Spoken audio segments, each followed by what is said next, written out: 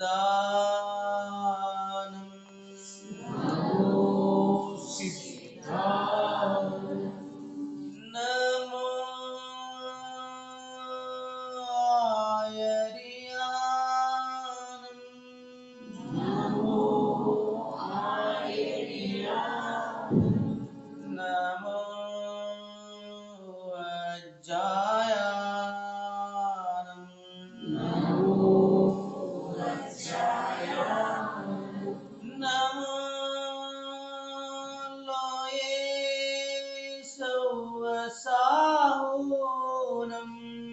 नमो लोये सौवसाहुनम् अनंतानंद सिद्ध परमेष्टि भगवान की जय। चविशो भगवान की जय। आदिनाथ भगवान की जय। शासन नायक महावीर भगवान की जय। गोमटेश्वर बाहुबली भगवान की जय। संश्रमणि आचार्य गुरुदेव विद्यासागर मुनि महाराज की जय। समस्त आचार्य संघ के जय। 3 कम 9 कोटि मुनि महाराजों की जय।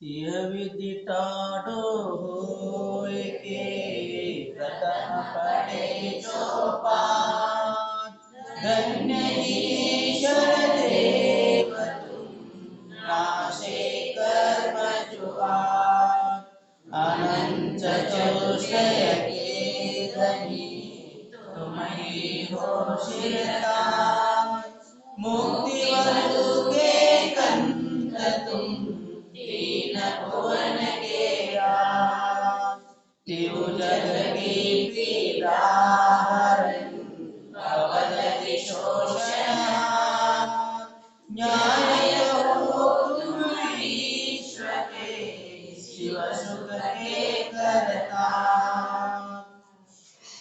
ನಿನ್ನೆ ಮೊದಲನೇದ ಶ್ಲೋಕದ ಅರ್ಥ ಹೇಳಿದ್ದೀವಿ ಏನೋ ಇಹ ವಿಧಿ ಠಾಡೋ ಹೋಯಕೆ ಪ್ರಥಮ ಪಡೆ ಜೋಪಾಡ ಇಹ ವಿಧಿ ಅಂದ್ರೆ ಈ ಪ್ರಕಾರ ನಾವೇನ್ ಪೂಜನ ಮಾಡ್ತೀವಿ ಪೂಜನ ಮಾಡೋಕ್ಕಿಂತ ಮುಂಚೆ ಏನ್ ಮಾಡ್ತೀವಿ ಎದ್ದು ನಿಂತು ಶಾಸ್ತ್ರದಲ್ಲಿ ಹೇಳಿದ ಪ್ರಕಾರ ವಿಧಿ ಅನುಸಾರ ಪ್ರಥಮ ಪಡೆ ಜೋಪಾಡ ಮೊಟ್ಟ ಮೊದಲು ಏನ್ ಹೇಳ್ತೀವಿ ವಿನಯ ಪಾಠವನ್ನ ಹೇಳ್ತೀವಿ ಯಾಕೆ ಹೇಳ್ತೀವಿ ಅಂತಂದ್ರೆ ವಿನಯ ಪಾಠದಲ್ಲಿ ಯಾಕೆ ಗುಣಗಾನ ಮಾಡ್ತೀವಿ ನಾವು ವೀತರಾಗ ಭಗವಂತನ ಗುಣಗಾನವನ್ನು ಮಾಡ್ತಾ ಇದ್ದೇವೆ ವಿನಯ ಪಾಠವನ್ನು ಹೇಳುವಾಗ ಎರಡೂ ಕೈಗಳನ್ನ ಜೋಡಿಸಿ ಎದ್ದು ನಿಂತು ಏನ್ ಮಾಡಬೇಕು ತಲೆಯನ್ನ ಭಾಗಿಸಿಕೊಂಡು ಅತ್ಯಂತ ವಿನಯಪೂರ್ವಕವಾಗಿ ಪಾಠವನ್ನು ಓದಬೇಕು ಯಾಕೆ ಓದಬೇಕು ಧನ್ಯ ಜಿನೇಶ್ವರ ದೇವತಮ ನೀವು ಧನ್ಯರಾಗಿದ್ದೀರಿ ಜಿನೇಶ್ವರ ಜಿನ ಭಗವಂತರು ಏನಾಗಿದ್ದಾರೆ ಧನ್ಯರಾಗಿದ್ದಾರೆ ಯಾಕೆ ಧನ್ಯರಾಗಿದ್ದಾರೆ ನಾಶೇ ಕರ್ಮಜು ಆ 8 ಕರ್ಮಗಳನ್ನ ನಾಶ ಮಾಡಿದ್ದಾರೆ ಭಗವಂತರು 8 ಕರ್ಮಗಳನ್ನು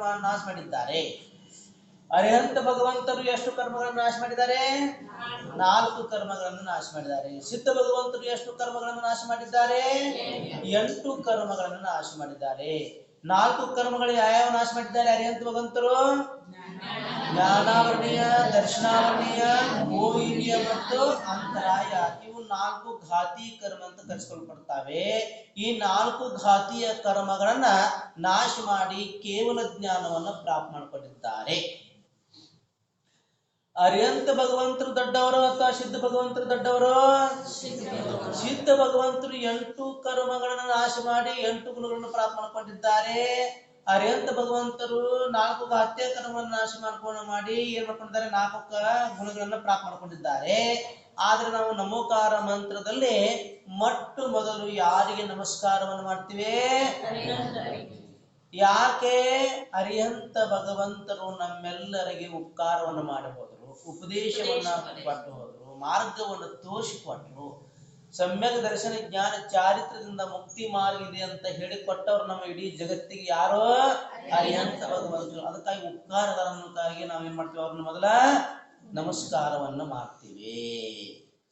ಅದೇ ಸಿದ್ಧ ಭಗವಂತರು ತಮ್ಮಷ್ಟಕ್ಕೆ ತಾವು 8 ಕರ್ಮಗಳನ್ನ ನಾಶ ಮಾಡಿಕೊಂಡು ಅನಂತ ಸುಖ ಅವ್ಯಾವಾದ ಸುಖವನ್ನ ಭೋಗಿಸ್ತಾ ಎಲ್ಲಿದ್ದಾರೀಗ ಸಿದ್ಧಾಲಯದಲ್ಲಿ ವಿರಾಜಮಾನರಾಗಿದ್ದಾರೆ. ಆದ್ರೆ ನಾವು ನೀವು ಏನ್ ಮಾಡ್ತಾ ಇದ್ದೀವಿ, ಇನ್ನೂ ಪರಿಭ್ರಮಣವನ್ನು ಮಾಡ್ತಾ ಇದ್ದೇವೆ ಸಂಸಾರದಲ್ಲಿ. ಅನಾದಿ ಕಾಲನ ಮಾಡ್ತಾ ಇದ್ದೇವೆ, ಇನ್ನು ಎಲ್ಲಿವರೆಗೆ ಮಾಡ್ತೀವಿ ಹೇಳಕ್ ಸಾಧ್ಯ ಇಲ್ಲ. ಯಾವ ಭವ್ಯ ಜೀವಿಗಳು ಸಮ್ಯಕ್ತವನ್ನ ಪ್ರಾಪ್ತ ಮಾಡ್ಕೊಂಡಿದ್ದಾವೆ ಆ ಜೀವಗಳು ಕೆಲವೇ ಭೋಗಗಳಲ್ಲಿ ಮುಕ್ತಿಯನ್ನು ಪ್ರಾಪ್ತ ಮಾಡಿಕೊಂಡು ಸಂಸಾರದಿಂದ ಮುಕ್ತ ಆಗ್ತವೆ. ಇನ್ನು ಯಾರಿಗೆ ಸಮ್ಯಕ್ತ ಅನ್ನೋದು ಪ್ರಾಪ್ತ ಆಗಿಲ್ಲ ಆ ಜೀವಾತ್ಮ ಅನಂತ ಕಾಲವರೆಗೆ ಸಂಸಾರದಲ್ಲಿ ಪರಿಭ್ರಮಣೆ ಮಾಡುವುದು ಕಟ್ಟಿಟ್ಟ ಬುತ್ತಿ. ಅದಕ್ಕೆ ನಾವು ಸಂಸಾರದಲ್ಲಿ ತಿರುಗಬೇಕು ಅಥವಾ ಸಂಸಾರದಿಂದ ಮುಕ್ತರಾಗಬೇಕು? ಮುಕ್ತರಾಗಬೇಕಾಗಿದ್ದರೆ ನಾವು ಯಾರಿಗೆ ಶರಣ ಹೋಗಬೇಕು? ವೀತರಾಗ ಭಗವಂತ, ನಿರ್ಗ್ರಂಥ ಗುರು ಮತ್ತು ಸಿದ್ಧಾಂತ ಶಾಸ್ತ್ರ. ಭಗವಂತರು ಯಾವ ರೀತಿ ಇರಬೇಕು? ವೀತ ರಾಗ.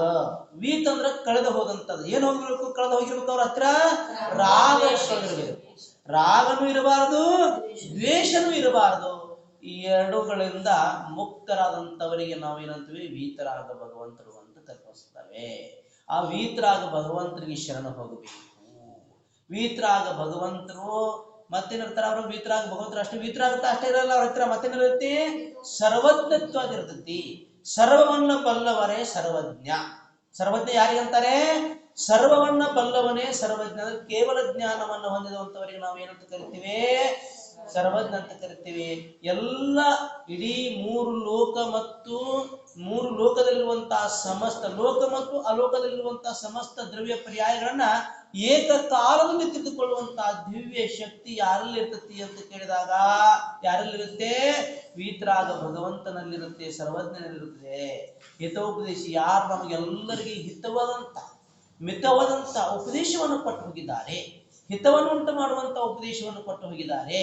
ಯಾರ ಉಪದೇಶವನ್ನ ಕೇಳಿ ಭವ್ಯ ಜೀವಾತ್ಮಗಳ ಆತ್ಮ ಕಲ್ಯಾಣ ಆಗತ್ತೆ ಅಂತವ್ರು ಎಲ್ಲರಾಗಿ ನಾವೇನ್ ಮಾಡ್ಬೇಕು? ನಮಸ್ಕಾರವನ್ನ ಮಾಡಬೇಕು.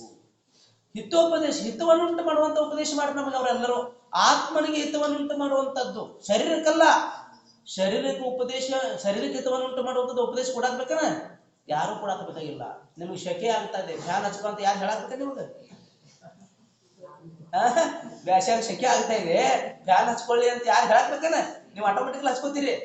ಸಂಸಾರದ ಕಾರ್ಯ ಮಾಡ್ಲಿಕ್ಕೆ ಉಪದೇಶ ಕೊಡೋದು ಅವಶ್ಯಕತೆ ಇಲ್ಲ. ಅದ್ ಹಂಗೆ ಯಾಕೆ? ಅದು ಈ ಒಂದ ಭಾವ ಅಲ್ಲ, ಎಷ್ಟೋ ಭಾವಗಳಿಂದ ನಮ್ಮ ಜೊತೆಗೆ ಬಂದಂತ ಕುಸಂಸ್ಕಾರಗಳು. ಆದ್ರೆ ಅದ ಧರ್ಮ ಮಾಡ್ರಿ, ಅಭಿಷೇಕ ಮಾಡ್ರಿ, ಅಭಿಷೇಕ ನೋಡ್ರಿ, ಅರ್ಚನೆ ಮಾಡ್ರಿ ಅಂತ ಹೇಳಿದಾಗ ಎಷ್ಟೋ ಸಲ ಉಪದೇಶ ಕೊಟ್ಟಾಗ ಎಷ್ಟೋ ಜನ ಬರ್ತಾರೆ, ಕೆಲವರು ಬರೋದಿಲ್ಲ. ಹೌದಿಲ್ಲ? ಚತುರ್ಮಾಸದಾಗ ಹೇಳಿ ಎಷ್ಟೋ ಜನರಿಗೆ ಸಾಕಾಯ್ತು. ಕೆಲವರು ಅದ್ರಾಗ ಏನು ಶುರು ಮಾಡಿದಾರಲ್ಲ ಅವ್ರು ಬರ್ತಾ ಇದ್ದಾರೆ ಕಂಟಿನ್ಯೂ. ಮತ್ತೆ ಕೆಲವ್ರು ಏನೈತಿ ಬಿಟ್ಟು ಹೋದ್ರು. ಕೆಲವರಂತೂ ಒಟ್ಟ ಹಾದೇ ಇಲ್ಲ. ಹೌದಿಲ್ಲ? ಅಂದ್ರೆ ನೋಡ್ರಿ, ಧರ್ಮದ ಉಪದೇಶ ಹೇಳಿಸ್ಕೊಂಡ್ರು ಮಾಡಲ್ಲ ಜೀವಾತ್ಮ. ಸಂಸಾರ ಉಪದೇಶ ನಿಮ್ಗೆ ಯಾರು ಹೇಳಿಕೊಟ್ರ? ನೀವು ಇನ್ನೂ ಸಣ್ಣವರಿದ್ರಿ, ಮದುವೆ ಮಾಡಿ ನಿಮ್ಮನ್ನ ಕಳಿಸ್ರಿ ಗಂಡ ಮನೆಗೆ. ಅವಾಗ ನಿಮ್ಮ ತಂದೆ ತಾಯಿ ಹಿಂಗ್ ಮಾಡ್ರಿ, ಸಂಸಾರ ಹಿಂಗ್ ಮಾಡ್ರಿ ಅಂತ ಭಾಳ ಚೆನ್ನಾಗಿರ್ರಿ, ನಡ್ಕೊಳ್ರಿ, ಗಂಡನ ಜೊತೆಗೆ ಚೆನ್ನಾಗಿ ಅತ್ತಿ ಮಾವನ ಮಾತಿಗೆ ಹೇಳಿ ಕಳಿಸಿರ್ತಾರೆ. ಉಳಿದೆಲ್ಲ ಯಾರು ಹೇಳಿದಾರ? ನೀವು ಹೆಂಗ್ ಮಾಡ್ರಿ ಸಂಸಾರ?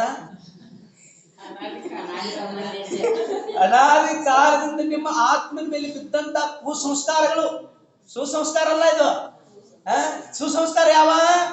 ಬಸ್ತಿಗೆ ಬರೋದು, ಅಷ್ಟ ವಿಧಾರ್ಚನೆ ಮಾಡೋದು, ವೀತರಾಗ ಭಗವಂತನ ಅಭಿಷೇಕ ನೋಡೋದು, ನಿರ್ಗ್ರಂಥ ಗುರುಗಳ ದರ್ಶನ ಮಾಡೋದು, ನಿರ್ಗ್ರಂಥ ಗುರುಗಳಿಗೆ ಆಹಾರ ದಾನವನ್ನು ಕೊಡೋದು, ಇದೆಲ್ಲ ಒಳ್ಳೆ ಕಾರ್ಯ. ಸುಸಂಸ್ಕಾರ. ಉಳಿದು ಇದನ್ನ ಬಿಟ್ಟು ಏನ್ ನೀವು ಮಾಡಾಕತ್ತೀರಿ ಸಂಸಾರದೊಳಗ? ಇವೆಲ್ಲ ಕುಸಂಸ್ಕಾರ. ಅದರಿಂದ ಆತ್ಮನಿಗೆ ಕರ್ಮಗಳು ಅಂಟಿಕೊಳ್ತವೆ ವಿನಃ ಆತ್ಮನಿಗೆ ಅಂಟಿಕೊಂಡಂತ ಕರ್ಮಗಳು ನಾಶ ಆಗಲಿಕ್ಕೆ ಸಾಧ್ಯ ಇಲ್ಲ. ಸುಸಂಸ್ಕಾರಗಳಿಂದಲೇ ಮಾತ್ರ ಆತ್ಮನಿಗೆ ಅಂಟಿಕೊಂಡಂತ 8 ಕರ್ಮಗಳು ಮುಕ್ತ ಆಗ್ತವೆ. ಆತ್ಮನಿಗೆ ಕರ್ಮಗಳನ್ನ ನಾವು ಕಟ್ಕೊಳ್ತಾ ಇದ್ದೇವೆ ಅಥವಾ ಬೇರೆಯವರು ಕಟ್ತಾ ಇದ್ದಾರೆ?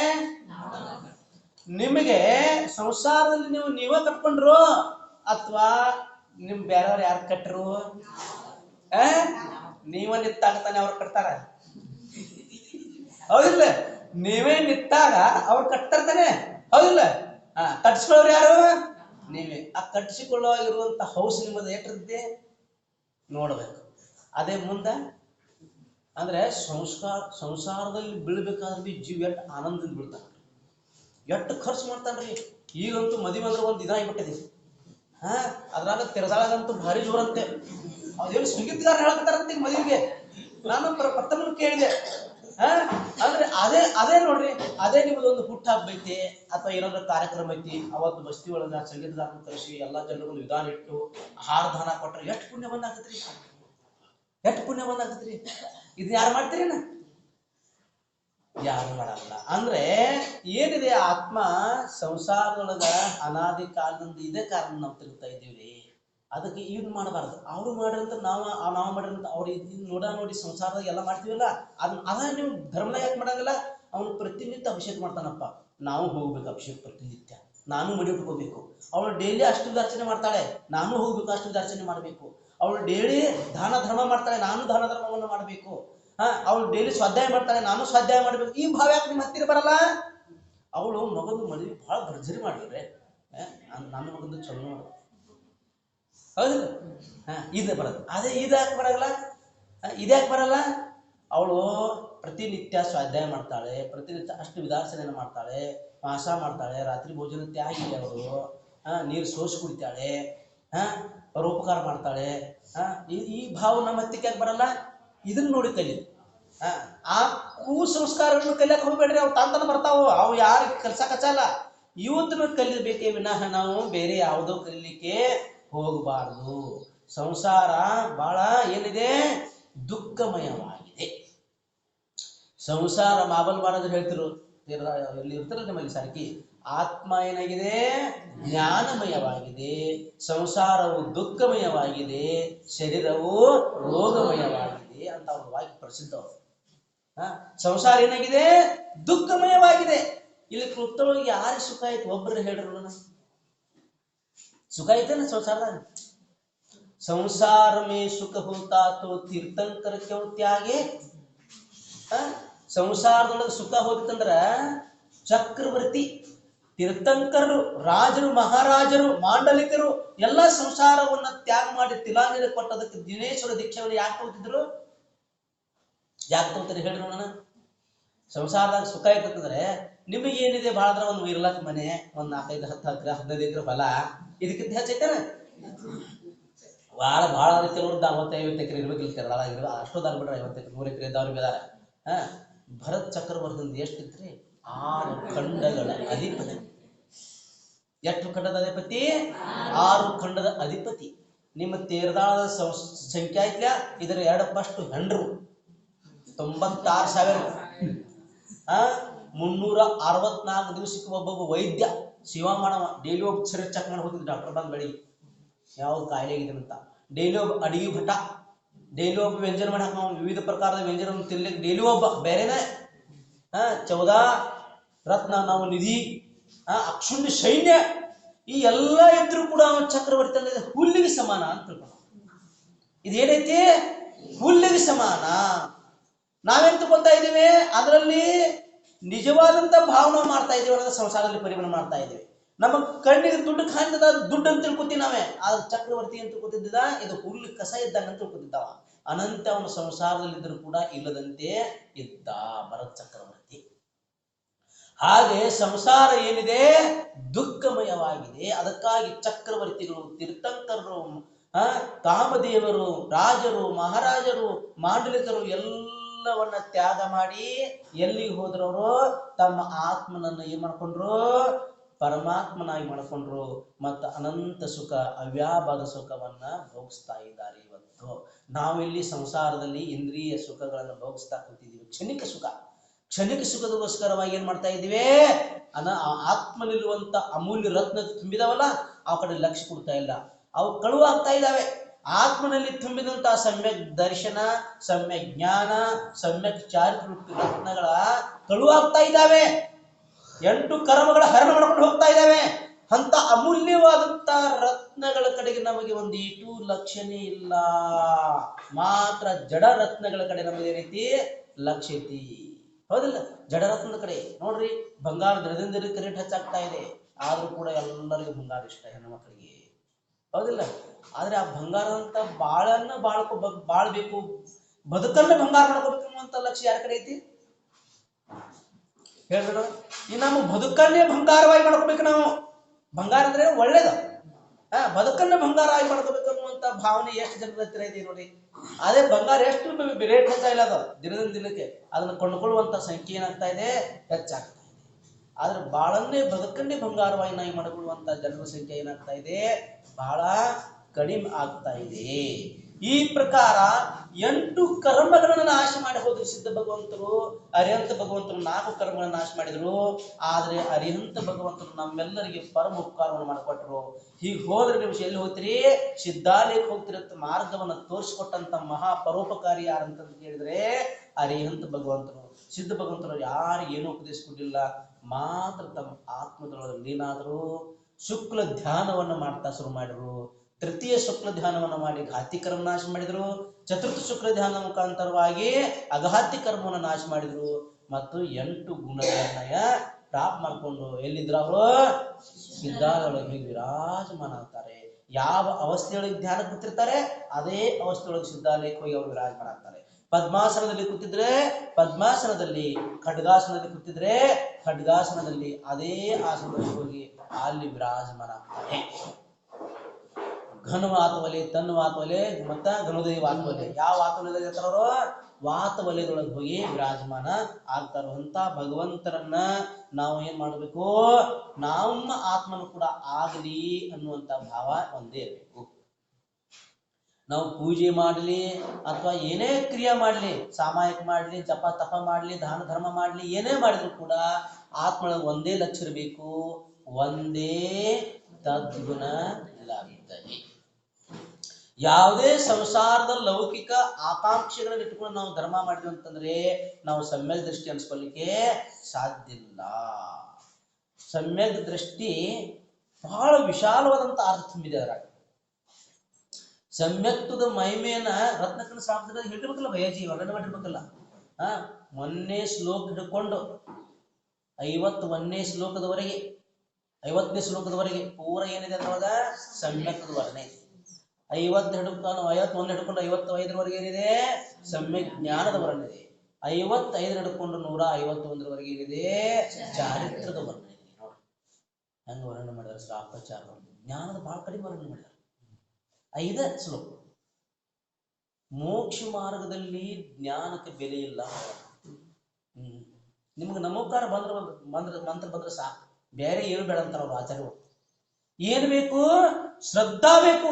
ಅದಕ್ಕಾಗಿ ಶ್ರದ್ಧಾಕ ಒತ್ತು ಕೊಟ್ಟು ಹೇಳು ಸಲುವಾಗಿ ಅವ್ರು ಏನ್ ಮಾಡಿದ್ರು, 50 ಶ್ಲೋಕದ ಮುಖಾಂತರ ಸಮ್ಯಕ್ ದರ್ಶನದ ಮಹಿಮೆ ಹಿಂಗ್ ಕೊಂಡಾಡಿದ್ದಾರೆ. ಹೇಳಾಕ್ಬೇಕಾದ್ರೆ ಅದ್ರ ರೋಮಾಂಚನ ಆಗ್ತದೆ ಸರ್.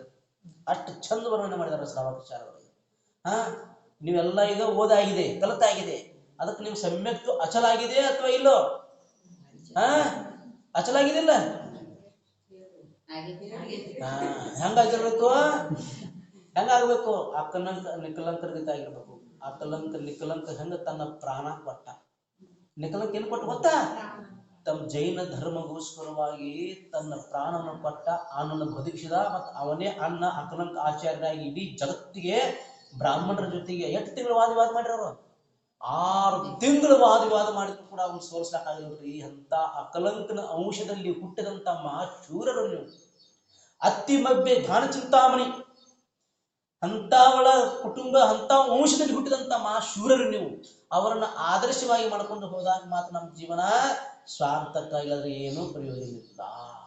ಅದೆಲ್ಲ ಕಲ್ತಾಗ ಏನ್ ಮಾಡ್ಬೇಕು ನೋಡ್ರಿ. ಎಂತ ರೇವತಿ ರಾಣಿ, ಚೇಣ, ಅನಂತಮತಿ, ಸೀತಾದೇವಿ, ಎಂತವ್ರಿದ್ರಿ, ಎಂತ ಮಹಾಶೂರಾಗಿ ಹೋದ್ರು. ಪ್ರತಿಯೊಬ್ಬರು ಒಂದೊಂದರಲ್ಲಿ ಶೂರಾಗಿ ಹೋಗಿದ್ದಾರೆ. ಹಾಗೆ ನಾವು ಕೂಡ ಏನಾಗಬೇಕು, ಅಂತ ಶೂರ ಆಗಿದ್ರು ಕೂಡ ಅವರ ಶೂರ ವಂಶದಲ್ಲಿ ಹುಟ್ಟಿದಂಥವ್ರು ನಾವೆಲ್ಲರೂ ಕೂಡ ಏನಾಗಬೇಕು, ನಿಜವಾದಂತ ಸಮ್ಯಕ್ ದೃಷ್ಟಿಗಳಾಗಿ ಮತ್ತು ಆದಷ್ಟು ಚಾರಿತ್ರ್ಯವನ್ನು ಧಾರಣೆ ಮಾಡ್ಲಿಕ್ಕೆ ಪ್ರಯತ್ನ ಮಾಡಬೇಕು. ಸಮ್ಯಕ್ ಒಂದರಂತೂ ಪಕ್ಕಾ ಇರಬೇಕು. ಮುಂದೆ ಕೆಲವೇ ಭಾವಗಳಲ್ಲಿ ನಿಮ್ಗೆ ಚಾರಿತ್ರ ಪ್ರಾಪ್ತ ಆಗ್ತದೆ. ಈಗ ನಮ್ಮ ಹತ್ತಿರ ಸಮ್ಯಕ್ತ್ವ ಐತಿ ತಿಳ್ಕೊಡ್ರಿ. ಇನ್ನು ಕೆಲವು ಭಾವಗಳಲ್ಲಿ ಆಗೋತಕ್ಕ ನಿಮ್ಗೆ ಚಾರಿತ್ರ ನಂತರ ಪ್ರಾಪ್ತ ಆಗ್ತದೆ. ಸಮ್ಯಕ್ತ್ವ ಇಲ್ಲ ಅಂತ ತಿಳ್ಕೊಡ್ರಿ, ಚಾರಿತ್ರ ಪ್ರಾಪ್ತ ಆಗುವುದಿಲ್ಲ. ಅದಕ್ಕಾಗಿ ಏನ್ ಮಾಡಬೇಕು, ಜೀವನದೊಳಗ ಈ ಪ್ರಕಾರ ಇರಬೇಕು. ಪ್ರತಿಮೆಗಳನ್ನ ತಗೋಬೇಕು. ಎಷ್ಟನೇ ಪ್ರತಿಮಾ ತಗೋಬೇಕು ಕಡಿಮೆ ಅಂದ್ರ? ಒಂದೇದಂತೂ ಯಾವ ಲೆಕ್ಕಕ್ಕಲ್ಲ, ಬರೀ ನುಷ್ಟ ದರ್ಶನ. ಹೌದಲ್ಲ ಶ್ರೀಪಾಲ್ ರಾಜ? ಯಾವ್ದು ತಗೋಬೇಕು? ಎರಡನೇ ಪ್ರತಿಮೆಯನ್ನ ತಗೋಬೇಕು. ಯಾವ್ದ? ಎರಡನೇ ಪ್ರತಿಮೆಯನ್ನ ತಗೊಂಡು ನೀವೆಲ್ಲರೂ ಸಲ್ಲೇಖನ ಪೂರ್ವಕ ಮರಣ ಮಾಡ್ಕೊಂಡ್ರ ಅಂತಂದ್ರೆ ಹೆಚ್ಚಂದ್ರೆ ಎಷ್ಟು ಭವ? 8 ಭವ. ಕಡಿಮೆ ಅಂದ್ರೆ ಎಷ್ಟು ಭವ? 3 ಭವದಲ್ಲಿ ನಿಮ್ಮ ಆತ್ಮನಿಗೆ ಮುಕ್ತಿ ಸಿಗುವುದು ಶತಸಿದ್ಧ. ಅದಕ್ಕಾಗಿ ಏನ್ ಮಾಡ್ರಿ, ಅಂತಿಮ ಸಮಯದಲ್ಲಿ ಆದ್ರೂ ಕೂಡ ಏನ್ ಮಾಡ್ರಿ, ನೀವೆಲ್ಲರೂ ಏನ್ ಮಾಡ್ರಿ, ಪ್ರತಿಮಾ ತಗೊಳ್ರಿ, ತಯಾರಾಗ್ರಿ. ಈಗ ಅತಿಥಿ ಏನಾಗೈತಿದ ಅತಿಥಿ ನಿವಾಸ, ಹೌದಲ್ಲ? ಅಲ್ಲಿ ಯಾರ್ಯಾರ ಸ್ಥಾನ ಅಲ್ಲಿ ಬರ್ದಾರ ಬೋರ್ಡ್ ಮೇಲೆ ಸಮ್ಯ ದೃಷ್ಟಿ ಶ್ರಾವಕರಿ ಅಂತ. ನೀವು ಲಾಸ್ಟ್ ಎಲ್ಲಿವರೆಗೆ ಸ್ವಚ್ಛತಾರ ನೋಡ್ತಾರಲ್ಲ, ಸ್ವಚ್ಛತಾರ ಚೆನ್ನಾಗಿ ಅಲ್ಲಿವರೆಗೆ ಮನೆ ಆಗಿರೋದು. ಯಾವಾಗ ಸ್ವಚ್ಛತಾರ ನೋಡುದಿಲ್ಲ, ಪ್ರತಿಮಾ ತಗೊಳುದು, ಇಲ್ಲಿ ಬಂದು ಆರಾಮ್ ಇರುದು, ಯಾರಾಮ್ ಸಲ್ಲೇಕಂತ ತಗೊಂಡು ಸಾತ್ ಮಾಡ್ಕೊಂಡು ಇಷ್ಟ ದೇವ್ ಕೊಡಿರೋದು. ಏನಿಲ್ಲ ನೋಡ್ರಿ, ಹೇಳ್ತಾರ ಶಾಸ್ತ್ರದಾಗ, ಮನೆಯಿಂದ 4 ಜನ ಹೊತ್ತು ಹೊರಗೆ ಹಾಕೋಕ್ಕಿಂತ ಮುಂಚೆ ನಾವಾಗಿ ಮನೆ ಬಿಡಬೇಕು ಅಂತ ಹೇಳ್ತಾರೆ.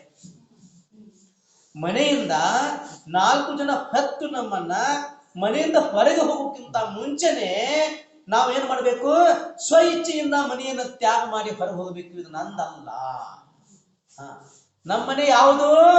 ಶಿವರ ಮನೆ. ಹೇಳಿದೀವಲ್ಲ ಅವಾಗ, ಆ ಮನೆ ಈ ಮನೆ ಎಲ್ಲವೂ ಸುಮ್ಮನೆ ಇರುವುದು ಒಂದೇ ನಮ್ಮನೆ. ಅದೇ ಯಾವ ಮನೆ? ಶಿವ ಮನೆ. ಈ ಮನೆ ಆ ಮನೆದೆಲ್ಲ ಸುಳಿದು ಎಷ್ಟು ವರ್ಷ ಇರ್ಬೋದು? ಇವ 50 ವರ್ಷ, 60 ವರ್ಷ, 100 ವರ್ಷ ಬಗ್ಗೆ ಇರ್ಬೋದು. ಮನೆ ತಾನು ಬಿದ್ದು ಹೋಗ್ತಾವ, ಹೌದಿಲ್ಲ? ಮಳೆ ಹೆಚ್ಚಿದ ಜೋರಾಗಿ ಸುಬರತ್ತೆ, ಬೆಂಕಿ ಹಚ್ಚಿದ್ರೆ ಸುಡತ್ತೆ, ಹೌದಿಲ್ಲ? ಗಾಳಿ ಜೋರಾಗಿ ಬಿರುಗಾಳಿ ಬೀಸಿದ್ರೆ ಹಾರಿ ಹೋಗ್ತಾವ ಮನೆಗಳು. ಮನೆ ಲೆಕ್ಕಕ್ಕಿರಲ್ಲ, ಹಾರಿದು ಹೋಗ್ತಾವೆ. ಆದ್ರೆ ಆ ಶಿವರ ಮನೆ ಐತಲ್ಲ, ಬೆಂಕಿಯಾಗ ಹಾಕಿದ್ರೆ ಸುಡುವಂಥದ್ದಲ್ಲ, ನೀರಿನಲ್ಲಿ ಹಾಕಿದ್ರೆ ಕರುವಂಥದ್ದಲ್ಲ, ಗಾಳಿಯಲ್ಲಿ ಬಿಟ್ಟರೆ ತೇಲಿ ಹಾರಿ ಹೋಗುವಂಥದ್ದಲ್ಲ. ಅಂತ ಶಾಶ್ವತ ಮನೆಗೆ ಹೋಗುಣ ಅಥವಾ ಇಂತ ಶಾಶ್ವತ ಮನೆಗೆ ಹೋಗುಣ? ಶಾಶ್ವತ ಮನೆಗೆ ಹೋಗುತ್ತಿಲ್ರೇ, ಶಾಶ್ವತ ಮನೆ. ಆ ಮನೆ ಐತಲ್ಲ, ಆ ಮನೆಗೆ ಬೆಲೆ ಕಟ್ಟಲಿಕ್ಕೆ ಸಾಧ್ಯ ಇಲ್ಲ. ಈ ಮನೆಗೆ ಬೆಲೆ ಕಟ್ಟಬಹುದು, 50 ಲಕ್ಷ, 100 ಲಕ್ಷ, 1 ಕೋಟಿನೋ ಅಥವಾ 200 ಕೋಟಿನೋ ಅಥವಾ 100 ಕೋಟಿ ಗಟ್ಟಲೆ ಕಟ್ತಾರೆ ದೊಡ್ಡ ಸಾವುಕಾರ. ಅನಿಲ್ ಮುಖೇಶ್ ಅಂಬಾನಿ ಅಂತವ್ರಂತ ಸಾವಿರಾರು ಕೋಟಿ ಗಟ್ಟಲೆ ಇರ್ತಾವ್ರ ಅರಮನೆ ದುಡ್ಡು. ಆ ಬೆಲೆ ಕಟ್ಟಬಹುದು. ಆದ್ರೆ ಆ ಮನೆಗೆ ಬೆಲೆ ಯಾರು ಕಟ್ಟಕ್ ಸಾಧ್ಯತೆನ? ಇಲ್ಲ. ಬೆಲೆ ಕಟ್ಲಾರಂತ ಮನೆಗೆ ಹೋಗಿ ಸೇರೋದು ನಾವೆಲ್ಲರೂ. ಎಲ್ಲಿ ಹೋಗೋಣ? ಯಾವ ಮನೆಗೆ ಬೆಲೆಯನ್ನ ಕಟ್ಟಲಿಕ್ಕೆ ಸಾಧ್ಯ ಇಲ್ಲ ಅಂತ ಶಿವರ ಮನೆ ಏನಿದೆಯಲ್ಲ, ಆ ಮನೆಗೆ ನಾವು ಹೋಗಿ ಸೇರೋಣ ಮತ್ತು ಅನಂತ ಕಾಲವರೆಗೆ ಅನಂತ ಸುಖವನ್ನ ಭೋಗಿಸೋಣ.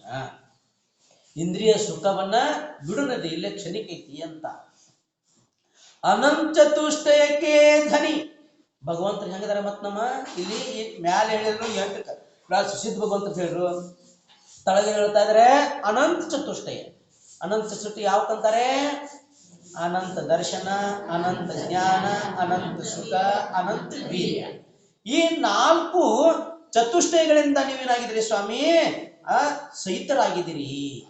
ಯಾರಾಗಿದ್ದಾರೆ? ಅರಿಯಂತ ಭಗವಂತರು ಸಹಿತರಾಗಿದ್ದಾರೆ. ಎಷ್ಟು ಗುಣಗಳಿಂದ ತುಂಬಿದ್ದಾರೆ ಅವರು? 4 ಗುಣಗಳಿಂದ ತುಂಬಿಕೊಂಡಿದ್ದಾರೆ. ಅವರು ಎಷ್ಟು ಗುಣಗಳನ್ನು ತುಂಬಿಕೊಂಡಿದ್ದಾರೆ? ಸಿದ್ಧ ಭಗವಂತರು 8 ಗುಣಗಳನ್ನು ತುಂಬಿಕೊಂಡಿದ್ದಾರೆ. ಅನಂತ ದರ್ಶನ, ಅನಂತ ಜ್ಞಾನ, ಅನಂತ ಸುಖ, ಅನಂತ ವೀರ್ಯ, ಅಗುರ್ಲಕತ್ವ, ಸೂಕ್ಷ್ಮತ್ವ, ಅವಗಾನತ್ವ, ಅವ್ಯಾಪಕತ್ವ. ಈ 8 ಗುಣಗಳಿಂದ ಆತ್ಮ ತುಂಬಿಬಿಟ್ಟಿದೆ. ಅವು ಹೇಳಕ್ಕಷ್ಟೇ 8 ಗುಣ. ಮತ್ತ ಅವ್ರ ಹತ್ತಿರ ಎಷ್ಟು ಗುಣ ಇದಾವೆ? ಅನಂತ ಗುಣ ಇದಾವೆ. ಭಗವಂತರ ಹೇಳ್ತೀವಲ್ಲ, ಅರಿಯಂತ ಭಗವಂತರು ಎಷ್ಟು ಗುಣ ಇದಾವೆ? 46. ಅವು ಹೇಳಲಿಕ್ಕೆ ಅಷ್ಟು ಪ್ರಮುಖವಾದಂತ ಗುಣ. ಆದ್ರೆ ಎಷ್ಟು ಮಾತ್ರ ಅವ್ರ ಹತ್ತಿರ ಗುಣ ಇದಾವೆ? ಅನಂತ ಗುಣಗಳ ಧನಿಯಾಗಿದ್ದಾರೆ ಅವರು. ಅವ್ರ ಹತ್ತಿರ ಬಹಳ ಗುಣ ಇದಾವೆ. ಹೇಳ್ತಾರಲ್ಲ, ರಾಶಿ ಗುಣ ಕೊಂಡಾಡುವೆ. ಎಷ್ಟು ಗುಣದ ಅವ್ರ ಹತ್ತಿರ? ರಾಶಿ ರಾಶಿ. ಹೇಗೆ ಜ್ವಾಳ ರಾಶಿ ಬಿದ್ದಿರ್ತಲ್ಲ, ಮೆಕ್ಕೆಜೋಳ ರಾಶಿ ಬಿದ್ದಿರ್ತದಲ್ಲ, ಗೋಧಿ ಜೋಳದ ರಾಶಿ ಬಿದ್ದಿದ್ದಿಲ್ಲ. ಹಾಗೆ ಅವರಲ್ಲಿ ರಾಶಿ ಗುಣಗಳ ರಾಶಿ ಇದೆ ಅಂತ. ಯಾರಲ್ಲಿ? ಅರಿಹಂತ ಭಗವಂತರಲ್ಲಿ, ಸಿದ್ಧ ಭಗವಂತರಲ್ಲಿ. ಅಂತ ರಾಶಿ ಗುಣಗಳು ನಮಗೂ ಪ್ರಾಪ್ತ ಆಗಬೇಕಾ ಅಥವಾ ಬೇಡ? ಅನಂತ ಚತುಷ್ಟಯ ಅಂದ್ರೆ ಸುಖ ಎಂತದಿದೆ ಅಂತ ಭಗವಂತರಿಗೆ ಕೇಳಿದಾಗ ಅನಂತ ಸುಖ ಇದೆ ಅಂತ ಹೇಳ್ತಾ ಇದ್ದಾರೆ. ನಮಗೆ ಯಾವ ಸುಖ ಇದೆ ಹೇಳಿದ್ದೀವಿ ಚತುರ್ಮಾಸದಲ್ಲಿ, ನಿಮಗೆಲ್ಲ ಹೇಳಿದ್ದೀವಿ. ಮರ್ತಿರ್ತೀವಿ, ಬೇಗ ಮರಿತೀರಾ? ಏನ್ ಹೇಳಿದ್ದೀವಿ? ಸಂಸಾರಿ ಜೀವಿಗಳಿಗೆ ಇಂದ್ರಿಯ ಸುಖ, ಮುನಿಗಳಿಗೆ ಇಂದ್ರಿಯ ಅತೀತ ಸುಖ, ಮತ್ತು ಭಗವಂತರಿಗೆ ಅನಂತ ಸುಖ, ಸಿದ್ಧ ಭಗವಂತರಿಗೆ ಅವ್ಯಾಪಾದ ಸುಖ. ನಮಗೆ ಯಾವ್ದು ಸುಖ ಇದೆ? ಇಂದ್ರಿಯ ಸುಖ. ಬಸ್ ನಮ್ಮೆಲ್ಲರಿಗೂ ಕೂತಂತ ಎಲ್ಲ ಜೀವಾತ್ಮಗಳಿಗೆ ಸುಖ ಯಾವ್ದಿದೆ ಅಂತ ಕೇಳಿದ್ರೆ ಇಂದ್ರಿಯ ಸುಖ. ನಾವೆಲ್ಲ ಇಂದ್ರಿಯ ವಶಪಟ್ಟಿವೆ, ಇಂದ್ರಿಯಗಳಿಂದ ಸುತ್ತವರಿಯಲ್ಪಟ್ಟಿವೆ. ಸ್ವಲ್ಪ ಸೆಕೆ ಆಗ್ತಾ ಇದೆ, ಫ್ಯಾನ್ ಹಚ್ಕೊಂಡಿವೆ ಅಂತಾರೆ, ಹಾ ಹಾ ಬಸ್ ಸುಖ ಪಟ್ಟಿವೆ ಅಷ್ಟೇ. ಬಾಯಾರಿಕೆ ಆಗಿದೆ ಜೋರಾಗಿ, ಒಂದ್ ಸ್ವಲ್ಪ ನೀರು ಕುಡಿದಿವೆ, ಬಾಯಾರಿಕೆ ದೂರ ಆಯ್ತು, ಹಾ ಅದು ಬಿಸಿಲು ಇದೆ ಭಯಂಕರ, ಶರ್ಬತ್ ಮಾಡಿದ್ರಿ, ಶರ್ಬತ್ ಕುಡಿದ್ರಿ, ತಂಪು. ಎಷ್ಟೊತ್ತಾಯ್ತು? ಅರ್ಧ ತಾಸು. ಮತ್ ವೇದನಾ ಸುರ ಒಳಗೆ ಮತ್ ನೀರು ಬಿಡಾಕತೈತಿ. ಕ್ಷಣಿಕ ಸುಖ. ಗುಲಾಬ್ ಜಾಮೂನ್ ತಗೊಂಡ್ರಿ, ಬಾಯೊಳಗೆ ಇಟ್ಕೊಂಡ್ರಿ, ನಾಲಿಗೆ ತಕ ಇರ್ತಕ, ಇಲ್ಲಿಂದ ಇಳಿದ್ರೆ ಹೋಯ್ತು ಸುಖ. ಕ್ಷಣಿಕ ಸುಖ. ಗುಲಾಬ್ ಹೂವಿನ ವಾಸನೆ ಬರ್ತಾ ಇದೆ, ಸುಗಂಧ ವಾಸನೆ. ಅದು ವಾಸನೆ ಬರ್ತಕ್ಕ ಅಷ್ಟ ಸುಗಂಧದ ಇಂದ್ರಿ ಯಾವ್ದೋ ಘ್ರಾಣೇಂದ್ರಿ. ಚಕ್ಷುದಲ್ಲಿ ನೋಡ್ಲಾಕ ಸುಂದರವಾದಂತಹ ವೈಭವ ಕಾಣ್ತಾ ಇದೆ ಕಣ್ಣಿಗೆ, ಕ್ಷಣಿಕ. ಕೇಳಕ್ಕೆ ಇಂಪಾದ ಧ್ವನಿ ಕೇಳ್ತಾ ಇದೆ, ಕ್ಷಣಿಕ. ಶಾಶ್ವತ ಇರ್ತದೆ ಯಾವುದು? ಸ್ಪರ್ಶನೇಂದ್ರಿ, ರಸನೇಂದ್ರಿ, ಘ್ರಾಣೇಂದ್ರಿ, ಚಕ್ಷೇಂದ್ರಿ, ಕರ್ಣೇಂದ್ರಿ. ಚರ್ಮ, ನಾಲಿಗೆ, ಮೂಗು, ಕಣ್ಣು, ಕಿವಿ, ಈ 5 ಇಂದ್ರಿಯಗಳಿಂದ ನಾವು ಏನು ಸುಖವನ್ನ ಪಡಿತೀವಿ, ಈ ಸುಖ ಶಾಶ್ವತ ಸುಖವಲ್ಲ. ಈ ಸುಖವು ಯಾವ ಸುಖವು ಅಂತ ಕೇಳಿದರೆ ಕ್ಷಣಿಕವಾದಂತಹ ಸುಖ, ಇಂದ್ರಿಯ ಸುಖ. ಅದೇ ಮುನಿರಾಜರಿಗೆ ಇಂದ್ರಿಯಾತೀತ ಸುಖ ಇರುತ್ತೆ. ಅವರಿಗೆ ಅವರು ಆತ್ಮಿಕ ಸುಖವನ್ನು ಪಡ್ತಾರೆ. ಎಲ್ಲ ಪರಿಗ್ರಹಗಳಿಂದ ರೈತರಿರುವುದರಿಂದ ಅವ್ರು ಏನ್ ಮಾಡ್ತಾರೆ? ಆತ್ಮಧ್ಯಾನದೊಳಗೆ ಲೀನ ಆಗಿಬಿಟ್ರಂತಂದ್ರೆ ಅವ್ರು ಮಾಡ್ತಾರೆ, ಇಂದ್ರಿಯದಿಂದ ರಹಿತವಾದಂತ ಆತ್ಮಿಕ ಸುಖವನ್ನ ಅನುಭವಿಸ್ತಾರೆ. ಅದಕ್ಕಂತಾರೆ ಶುದ್ಧೋಪಯೋಗ. ಈಗಿನ ಕಾಲದಲ್ಲಿ ಶುದ್ಧೋಪಯೋಗ ಆಗುವುದು ಬಹಳ ದುರ್ಲಭ, ಕ್ಷಣಿಕ. ಹೆಂಗ ಆಚಾರ್ಯ ಭಗವಂತರಂತವ್ರಿಗೆ ಮಾತ್ರ ಆಗಲಿಕ್ಕೆ ಸಾಧ್ಯ. ಯಾರು ನಿರ್ವಿಕಲ್ಪ ಇದ್ರಲ್ಲ ಏಕದಮ ಆಚಾರ್ಯ ಶ್ರೀ ಅಂತವರಿಗೆ ಮಾತ್ರ ಶುದ್ಧೋಪಯೋಗ ಆಗಲಿಕ್ಕೆ ಸಾಧ್ಯ. ಇಲ್ಲ ಉಳಿದಂತ ಯಾವ ಮುನಿಗಳಿಗೆ ಶುದ್ಧೋಪಯೋಗ ಆಗಲಿಕ್ಕೆ ಸಾಧ್ಯನೇ ಇಲ್ಲ. ಶುಭೋಪಯೋಗ ಆಗಬಹುದು, ಅದು ಎಲ್ಲ ಪರಿಗ್ರಹಗಳಿಂದ ರಹಿತರಾದಾಗ, ಯಾವ ವಿಕಲ್ಪಗಳು ಇಲ್ಲದಾಗ ಮಾತ್ರ ಶುಭ ಉಪಯೋಗ. ಇಲ್ಲಾದ್ರೆ ಏನಾಗತ್ತೆ? ನಿಮ್ಗತ್ತೆ ಅಶುಭ ಉಪಯೋಗ ಕೂಡ ಅವ್ರನ್ನ ಇಡತ್ತೆ. ಓದು. ಅದಕ್ಕೆ ಹೇಳ್ತಾರೆ ಮುನಿಗಳ ಹತ್ತಿರ ಯಾವ ಪರಿಗ್ರಹಗಳು ಇರಬಾರದು. ಅದಕ್ಕೆ ನಿರ್ಗ್ರಂಥ. ಅದು ನಿರ್ಗ್ರಂಥ, ಗ್ರಂಥದಿಂದ ರಹಿತ ನಿರ್ಗ್ರಂಥ. ಗ್ರಂಥಿ ಅಂದ್ರೆ ಏನಂತಾರೆ? ಪರಿಗ್ರಹ. ಗಂಟು, ಹಗ್ಗಕ್ಕೆ ಗಂಟು ಹಾಕಿದಾಗ ನೀರು ಜಗ್ಗುವಾಗ ಹಗ್ಗ ಗಂಟು ಇತ್ತಂದ್ರೆ ಅದಕ್ಕೆ ಸರಳ ಬರುತ್ತೆ ನೀರು ಬಾಡಿ ಮೇಲೆ. ಹಂಗೆ ಮುನಿಗಳಿಗೆ ಏನಿರಬಾರ್ದು? ಗ್ರಂಥಗಳಂದ್ರೆ ಪರಿಗ್ರಹ ಇರಬಾರ್ದು. ಅವ್ರದ್ದು ಯಾತ್ರಾ ಸುಲಭವಾಗಿ ಸಾಗಲಿಕ್ಕೆ ಸಾಧ್ಯವೇ ಇಲ್ಲ. ಮೋಕ್ಷ ಯಾತ್ರಾ ಆಗ್ಬೇಕಾದ್ರೆ ನಮಗೇನು ಬೇಕು? ಯಾವ ಪರಿಗ್ರಹ, ಯಾವುದೇ ಪ್ರಕಾರದ ಅಂತರಂಗವಾಗಲಿ ಬಹಿರಂಗವಾಗಲಿ ಯಾವ ಪರಿಗ್ರಹಗಳು ಇರಬಾರದು. ಅಂದಾಗ ಜೀವನ ನಮಗೆಲ್ಲ ಇದಾಗಲಿಕ್ಕೆ ಸಾಧ್ಯವಿದೆ. ಅದಕ್ಕೆ ಇಂದ್ರಿಯಾತೀತ ಸುಖ ಅಂದ್ರೆ ಆತ್ಮಿಕ ಸುಖ ಅಂತ ಹೇಳ್ತಾರೆ. ಅದಕ್ಕೆ ಶುದ್ಧೋಪಯೋಗ ಅಂತಾರೆ. ಅದು ಯಾರಿಗಾಗಲಿಕ್ಕೆ ಸಾಧ್ಯ? ಎಲ್ಲ ಪರಿಗ್ರಹದಿಂದ ರಹಿತರಾದಂತ ಮಹಾಮುನಿರಾಜರಿಗೆ ಆಗಲಿಕ್ಕೆ ಸಾಧ್ಯ ವಿನಃ ಮತ್ ಎಲ್ಲ ಬಿಟ್ಟಿರ್ಬೇಕು. ಅವ್ರ ಮುನಿಗಳು ಖ್ಯಾತಿ, ಲಾಭ, ಪೂಜಾ ಯಾವ ಅಪೇಕ್ಷೆ ಇರಲಾರ್ದ ಬಾಳ ಆತ್ಮ ಕಲ್ಯಾಣ ಒಂದೇ ಧ್ಯೇಯ ಯಾರಿಗಿರುತ್ತಲ್ಲ ಹಂಗ ಆಚರಿಸಿರುತ್ತೆ ನೋಡ್ರಿ. ಅವ್ರ ಹಿಂದ್ ಶಾಸ್ತ್ರನೂ ಅವ್ರು ಹೋಯ್ತಿರ್ಲಿಲ್ಲ. ಒಂದು ದಿನ ಕೂಡ ಅವ್ರ ಬ್ಯಾಗ್ ಏನ್ ನೋಡಿದ್ರಿ ನೀವು? ಆಚರಿಸೋದೊಂದು ವಿಶೇಷ ಐತ್ರಿ.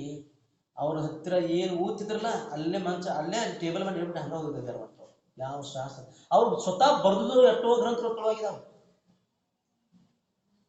ಬೇರೆದ್ರ ಬರ್ದು ಇಂಥ ಗ್ರಂಥ ಅಲ್ಲ, ಅವ್ರು ಸ್ವತಃ ರಚನೆ ಮಾಡಿದಂತ ಗ್ರಂಥಗಳು ಪ್ರಿಂಟ್ ಆಗಿಲ್ಲ. ಎಷ್ಟೋ ಮಂದಿ ಕಳು ಮಾಡ್ಕೊಂಡು ಹೋಗಿದ್ದಾರೆ. ಅಷ್ಟು ನಿರ್ಮೋಹಿ ಇದ್ರು ಅವರು. ಅನಂತ ಅವರಿಗೆ ಇವತ್ತೆಲ್ಲ ಜಗತ್ತೇನಾಯ್ತು, ಆ ಜಗತ್ತನ್ನ ವಿನಯಾಂಜಲಿ ಅರ್ಪಿಸ್ತೀರಿ. ಅಂತ ಆಚಾರ್ಯ ಶ್ರೀಗಳನ್ನು ನಾವು ಕಳ್ಕೊಂಡಿವಿ. ನಮಗೆಲ್ಲರಿಗೆ ದುಃಖ ಆಗ್ತಾ ಇದೆ. ಆದರೆ ಈ ದುಃಖ ಪ್ರಶಸ್ತ ದುಃಖ ಅಥವಾ ಅಪ್ರಶಸ್ತ ದುಃಖ, ಪ್ರಶಸ್ತ ರಾಗ ಅಂತಾರೆ.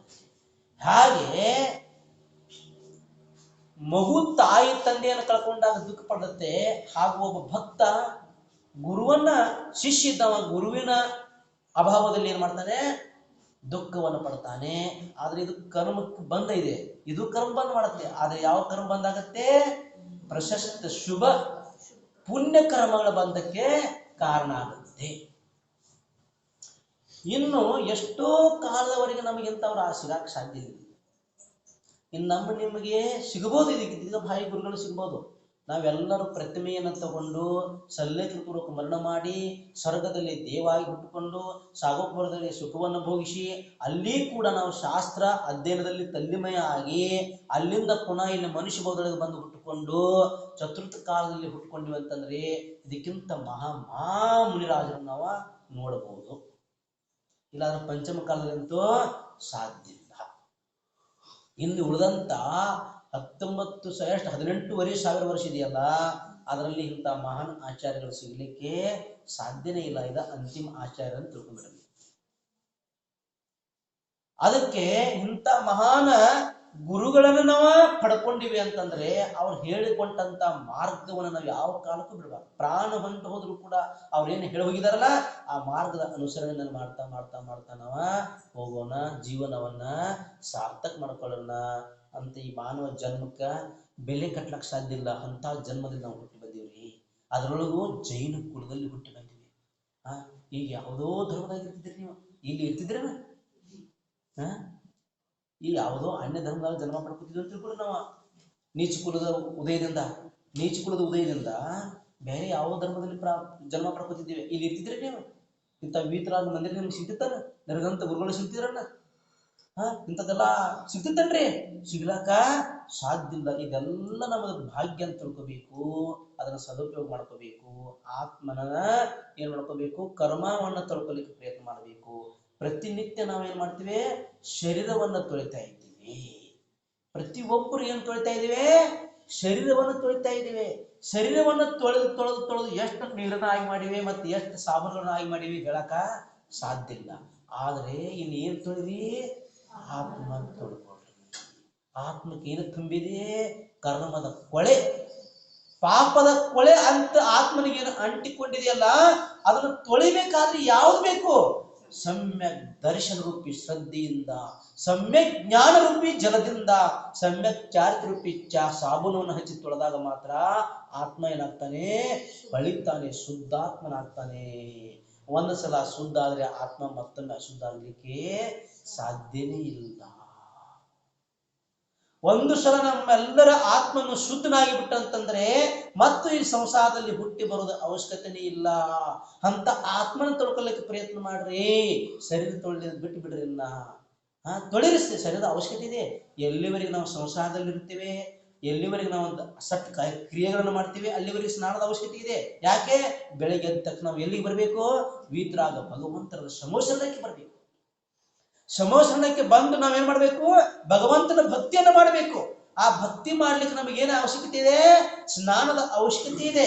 ಸ್ನಾನವನ್ನು ಮಾಡೋಣ, ಆದರೆ ಕಡಿಮೆ ನೀರಿನಲ್ಲಿ ಹೆಚ್ಚು ನೀರನ್ನ ಏನ್ ಮಾಡಲಾರದೆ, ಬಳಸಲಾರದೆ ಕಡಿಮೆ ನೀರಿನಲ್ಲಿ ಸ್ನಾನವನ್ನು ಮಾಡಿಕೊಂಡು ಭಕ್ತಿಯನ್ನು ಹೆಚ್ಚು ಮಾಡೋಣ.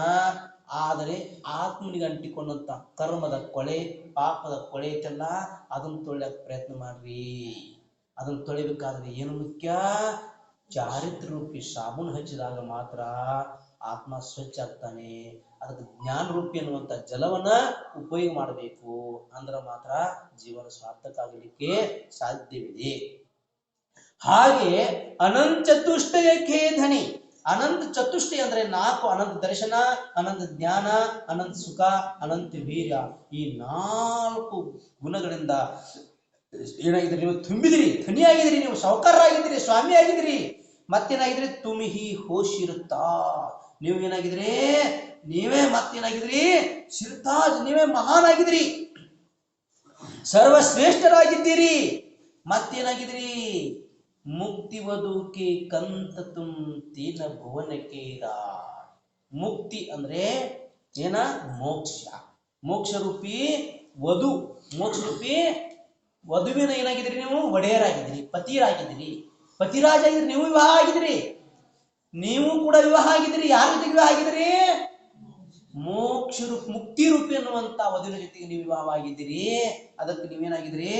ಕಂತ ತುಮ್ ತೀನ ಭುವನಕ್ಕೆ ರಾಜ್. ಮತ್ತೇನಾಗಿದ್ರಿ? ನೀವು 3 ಲೋಕದ ಒಡೆಯರಾಗಿದ್ದೀರಿ, ರಾಜರಾಗಿದ್ದೀರಿ. ಯಾವ ಯಾವ ಲೋಕಗಳು? ಎಷ್ಟದಾವ ಲೋಕ?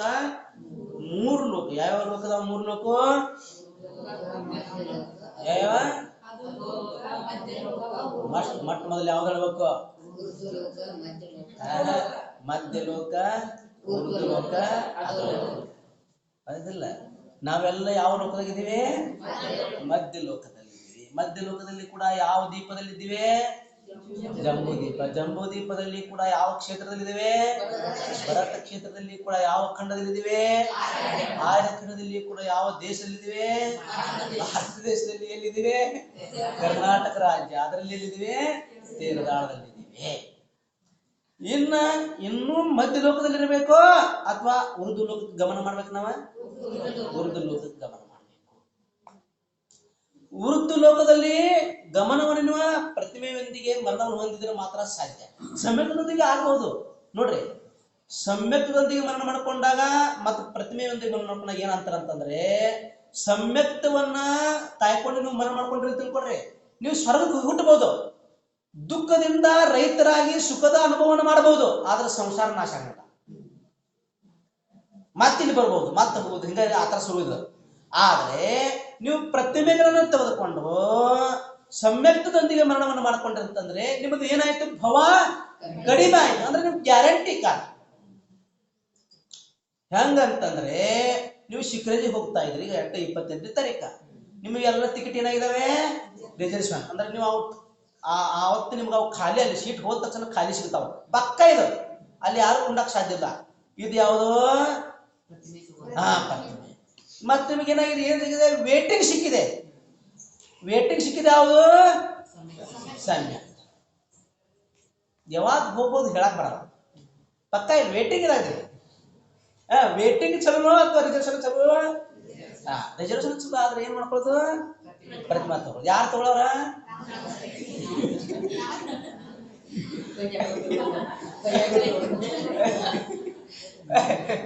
ಇಲ್ಲ, ನಾವಂತ ತಗೊಂಡಿವೆ. ನಾವು ತಗೊಂಡು 8 ವರ್ಷ ಆಗ್ತದ್ರೆ 18 ತಗೊಂಡಿವಿ. 2008 ತಗೊಂಡಿವಿ ನಾವು. ನಮ್ಮದು ಎಲ್ಲಕ್ಕಿಂತ ಮುಂಚೆ ಆಗಿತ್ತು. ಪದ್ಮ ಭಯ್ಯ, ಮಾಯರ್ ಭಯ್ಯ ಬಿಟ್ಟರೆ ನಮ್ಮದೇ ಪ್ರತಿಮಾ ದಕ್ಷಿಣ ಭಾರತದೊಳಗೆ ಪದಲು ತಗೊಂಡ್ಬಿಟ್ವಿ ನಾವು. ಯಾವಾಗ ತಿಳಿತಲ್ಲ, ಮಹಾರಾಜರು ಹೇಳ್ತಾ ಇದ್ರು, ಯಾರಂದ್ರೆ ವಿನೀತ್ ಸಾಗರ್, ಚಂದ್ರಪುರ ಸಾಗರ್ ಅಂತ ಕೈಲಾಕ್ ಹೋಗಿದ್ವಿ. ಅವ್ರು ಹೇಳಿದ್ರು, ಪ್ರತಿಮಾ ಇಲ್ಲದ ಜೀವನ ಇಲ್ಲ ಅಂದ್ರು. ಪ್ರತಿಮಾದ ವರ್ಣನೆ ಮಾಡ್ತಾ ಇದ್ರು.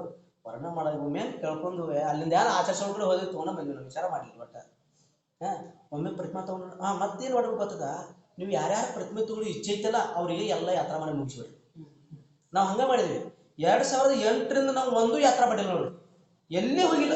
ಆಚಾರ್ಯ ಕಡೆ ಹೋಗೋರ ಮನೆಗೆ ಕಡೆ ಬರೋ, ಊರಿಗೆ ಬರೋದಕ್ಕೆ ಆರಾಮ್ ಎಷ್ಟೇ ಕೆಲಸ.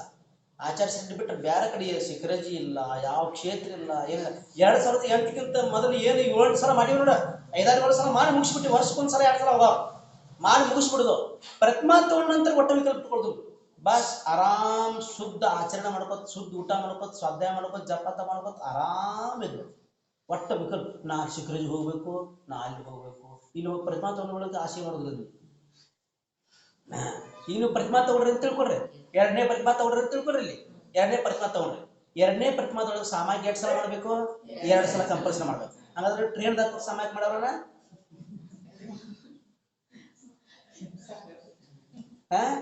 ದೋಷ ಬರುತ್ತಿಲ್ಲ. ಅದಕ್ಕಿಂತ ಮುಂಚೆನೆ ಎಲ್ಲ ಮಾಡ್ಬಿಡೋರಿ. ಮುಂಚೆ ಮಾಡೋದಿಲ್ಲ, ಒಮ್ಮೆ ನಿರ್ವಿಕಲ್ಪ ಆಗಿಬಿಡೋದು.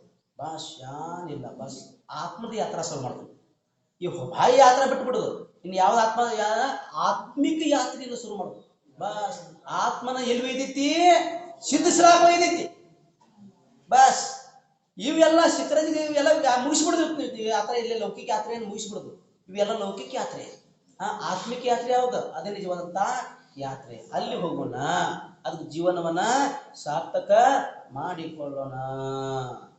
ಸಾಕಲ್ಲ? ಅರ್ಧ ತಾಸು ಮೊದಲಿನಾಗ ಹೇಳಕ್ ಆಗೋದು ನಮಗೆ.